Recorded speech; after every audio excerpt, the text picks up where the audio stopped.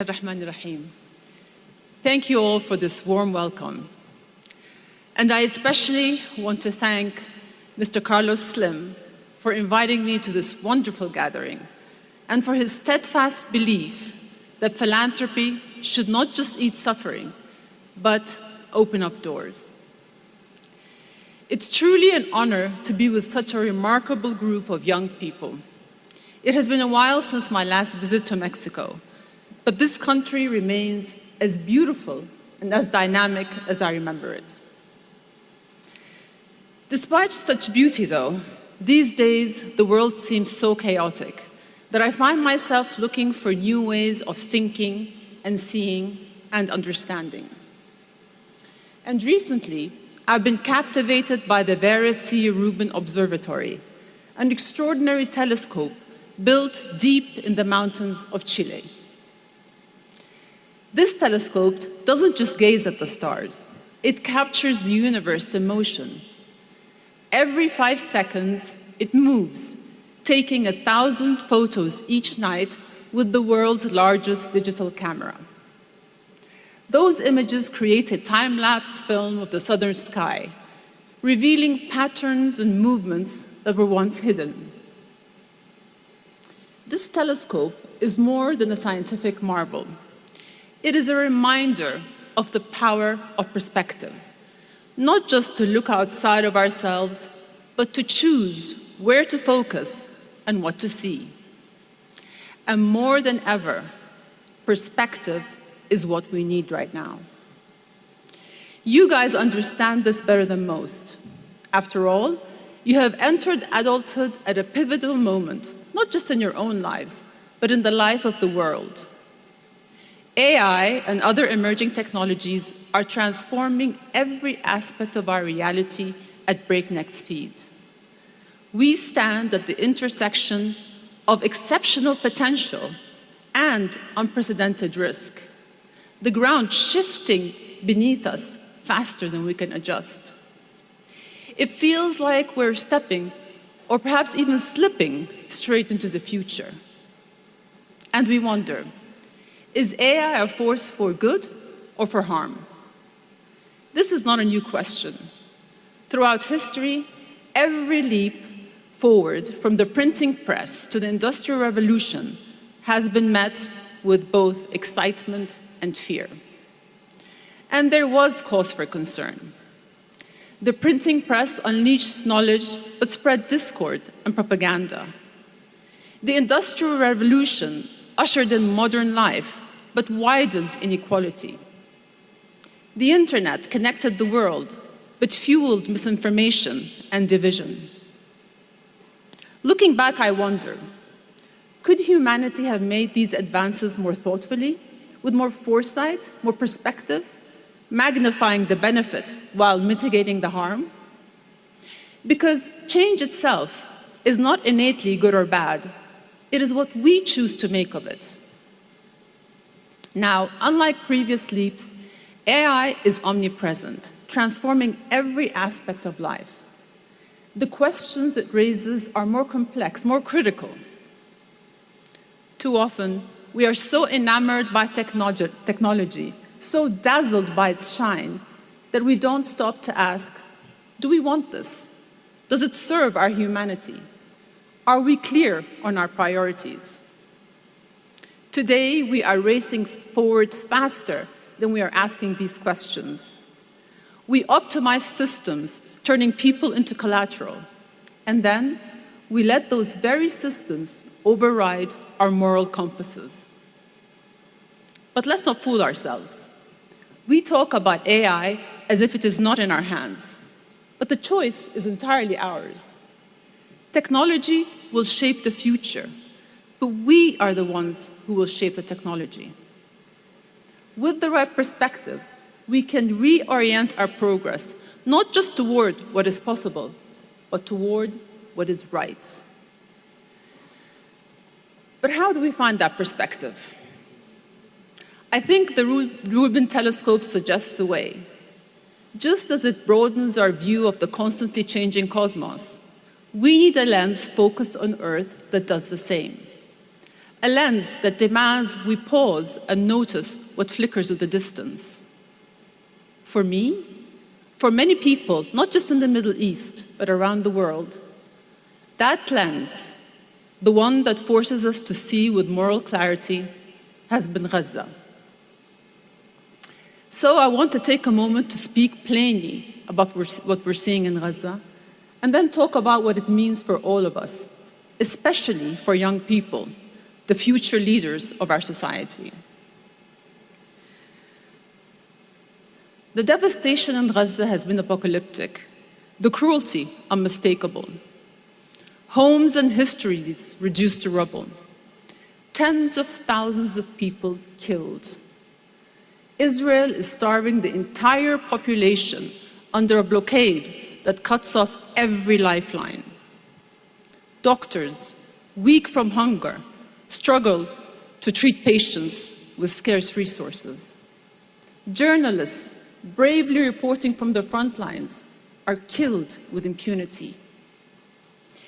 We don't need the world's most powerful telescope to identify what experts have deemed a genocide. It is happening in plain sight, and it demands a reckoning.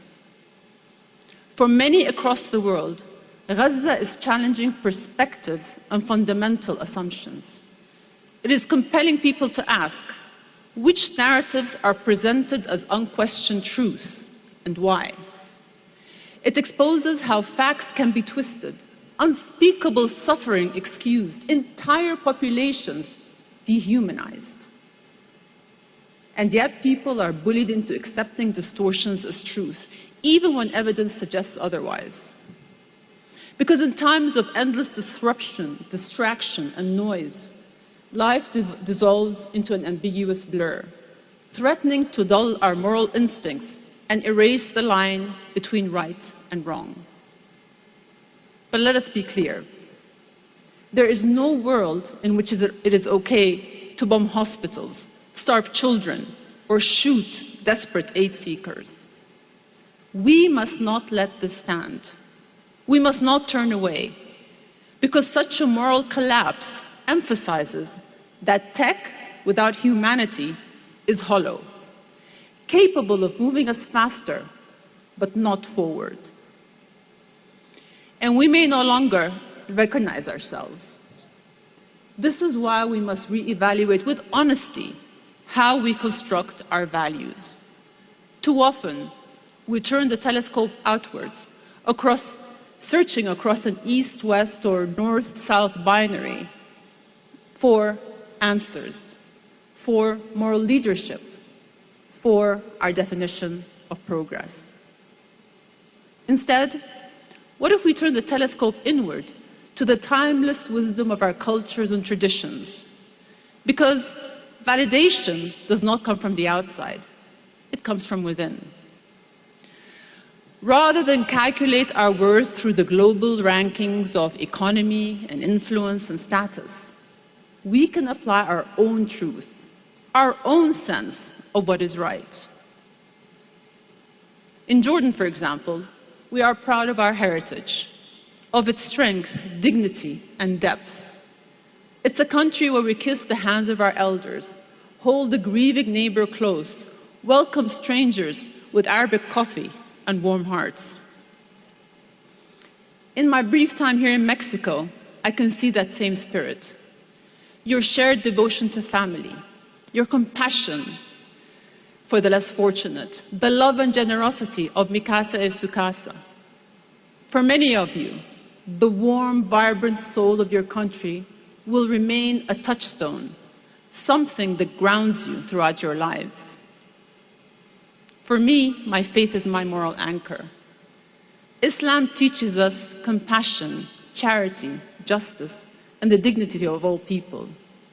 These are not just principles, but actions that shape our daily lives, from how we touch our foreheads to the earth in humble prayer, to how we greet each other. Peace be upon you. Whatever that anchor might be for you, find it. It will help you embrace all there is to learn from others without diminishing yourself. And what is true for us as individuals is also true for our countries. Because Jordan and Mexico may not lead in global rankings, but we have strived to do the right thing. My country has opened its doors to millions displaced by conflict. We have spoken up for peace and stood up for the dispossessed. Mexico, too, has tried to do right by the world, offering refuge and a voice for those who have nowhere else to go.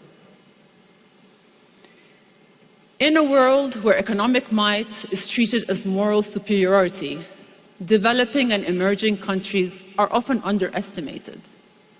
This is misguided, because development must not be mistaken for decency.